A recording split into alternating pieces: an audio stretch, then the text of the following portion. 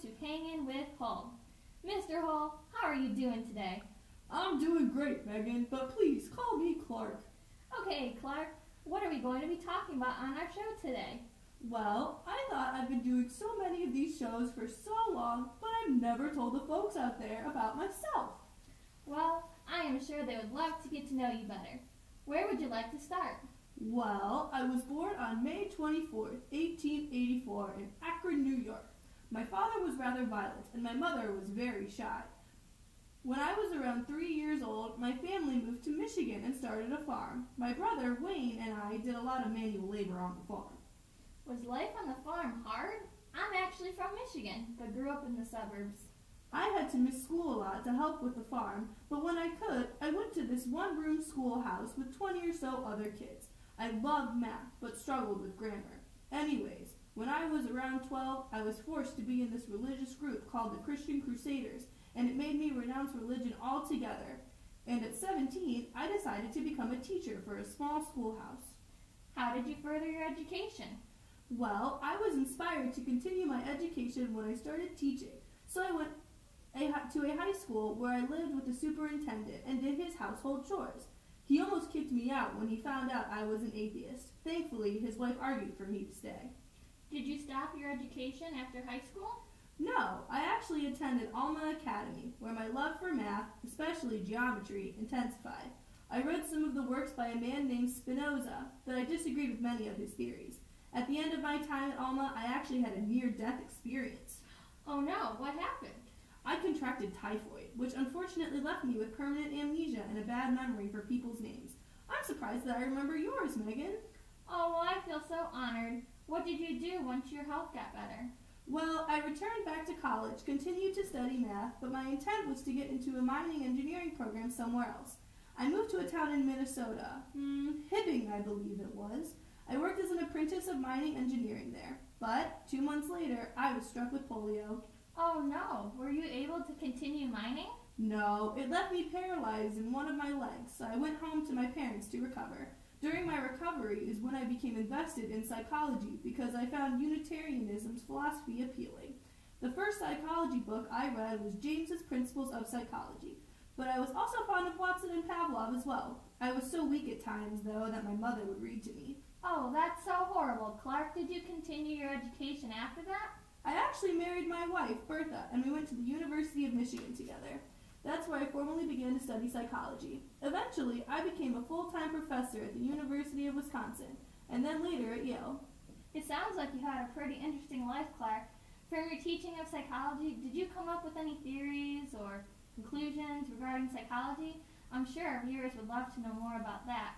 Well, I believed that psychology is a true natural science, and that its primary laws are quantitatively expressed with equations in the form of numbers. I enjoyed teaching about aptitude testing, especially in terms of hypnosis. Those are some pretty interesting psychology topics. Please tell us more about your research in psychology. Since my main interest was in learning, I actually created a theory on learning called the systematic behavior theory. And, like I mentioned, I was rather interested in hypnosis. In all of my research, I worked with strict controls and emphasized the necessaries of quantitative data. Why quantitative data? Because it is less open to interpretation, and I wanted to be able to be more precise when analyzing my data. Oh, that makes sense. What about those aptitude tests you mentioned before? What'd you do with all those? Well, my interest began with my dissatisfaction of the current tests. They lacked procedure and validity, so I wrote a book, Aptitude Testing, where I emphasized the importance of validity of analyzing skills for test scores. I also invented a machine to interpret data from punch cards to produce tables of test correlations. Wow, that sounds really complex. What about all this work with hypnosis? Some say you are actually credited with beginning the study of it. That interest began when I successfully put a student into a trance. The phenomenon intrigued me, so while I was teaching, I encouraged my students to do the research while under the influence of hypnosis. Did you write any books containing your research on this hypnosis? I did. Hypnosis and Suggestibility contains my study on hypnosis. One main area of focus in this work was to demonstrate that hypnosis is not related to sleep. In fact, I think it's the opposite. While my participants thought that their senses were enhanced by being under hypnosis, I unfortunately could not prove it to be a significant result. What did your research conclude then on hypnosis? Well, my research showed that being in a hypnotic state and a waking state were essentially the same. During a hypnotic state, however, subjects responded more readily to suggestions than those in a waking state. In addition, those in a hypnotic state could remember events better in the subject's past. Ah, so did you face any resistance against those ideas in hypnosis? Once I moved to Yale, my studies on hypnosis faced a lot of opposition, so I continued my research on hypnosis.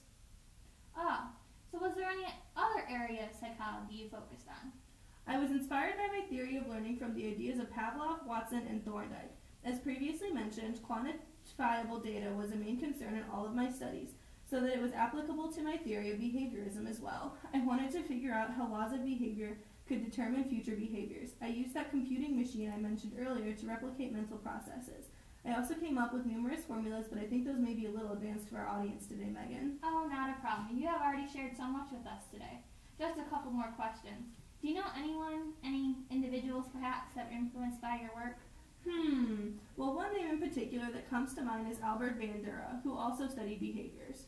Oh, that sounds familiar. He worked with children and aggression, right? Yes, that's correct, Megan. Do you think that you were influenced by anything going on in America, like during your life?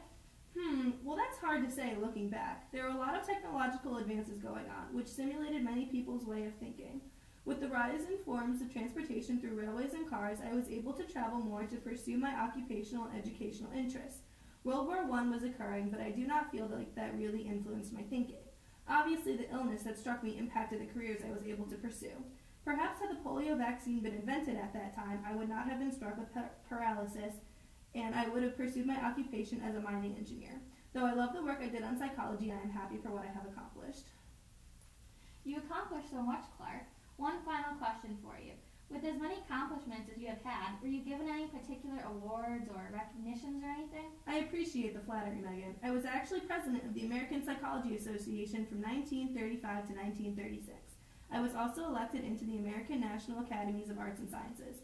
In addition, I received the Warren Medal from the Society of Experimental Psychologists. That is truly incredible, especially considering all the hardships you faced in your life. I think that's all we have time for today, Clark, but we look forward to having you back real soon. Thanks for having me, Megan. Thanks to all of the viewers out there. Have a great day, and thanks for watching Hanging with Hull. Thanks, bye!